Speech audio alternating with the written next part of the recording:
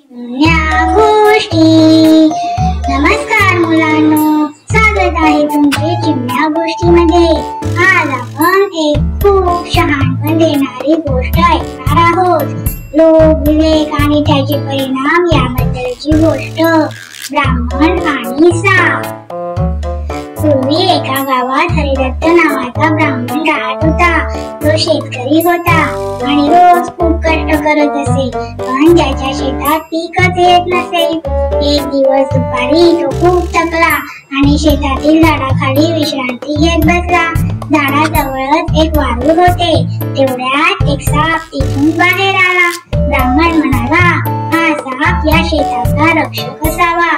मी कधी याची पूजा केली नाही, आता दूध अर्पण करतो। दुसऱ्या दिवशी त्याने दूध अर्पण केले आणि आश्चर्य काय, त्याला वाटीत सोन्याचं नाणं मिळालं। अशाच रीतीने रोज दूध देऊन तो सोन्याची नाणी मिळवत गेला आणि श्रीमंत झाला। एके दिवशी ब्राह्मण दुसऱ्या गावात गेला। तो आपल्या मुलाला म्हणाला, मी नसताना रोज सापाला दूध द्यायला विसरू नको। मुलाने तसं केलं आणि त्यालाही सोन्याचं नाणं मिळालं। पण त्याच्या मनात लालच आली। साप रोज एक सोन्याचं नाणं देतो म्हणजे त्याच्याकडे खूप साठा असेल, मी त्याला मारून सगळी नाणी घेईन। दुसऱ्या दिवशी तो लपून बसला आणि सापावर प्रहार केला। सापाने उलट हल्ला केला आणि मुलाला चावलं। काही वेळातच मुलाचा मृत्यू झाला। ब्राह्मण परत आला आणि दुःखी झाला, पण त्याने सापाला दोष दिला नाही। माझ्या मुलाचा दोष आहे, त्याच्या लोभामुळे त्याचा अंत झाला।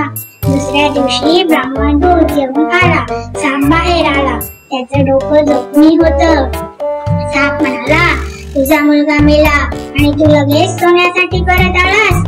आपली मैत्री आता संपली।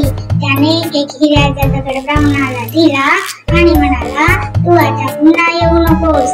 एकदा तुटलेलं प्रेम पुन्हा जुळत नाही। ब्राह्मण घरी परत गेला, दुःखी पण शहाणा झाला। तर कथेची शिकवण काय आहे? लोभ माणसाचं भान हरपतो आणि शेवटी विनाशाकडे नेतो। तर मुलांनो, कशी होती गोष्ट? आवडली ना? मग चला तर पटापट लाईक, शेअर आणि सबस्क्राईब करा बरं। धन्यवाद।